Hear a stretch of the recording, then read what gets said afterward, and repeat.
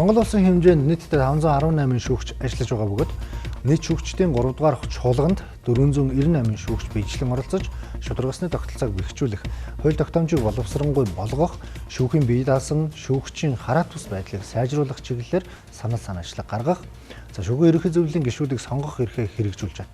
Чуулганыг нээж Монгол улсын ерөнхийлөгч үг гэлсэн. Тэрээр шүүгчдийг шударгаар ажиллаж үн мөнгөний түмэн бүхээгч болохгүй гэдгийг онцоллоо.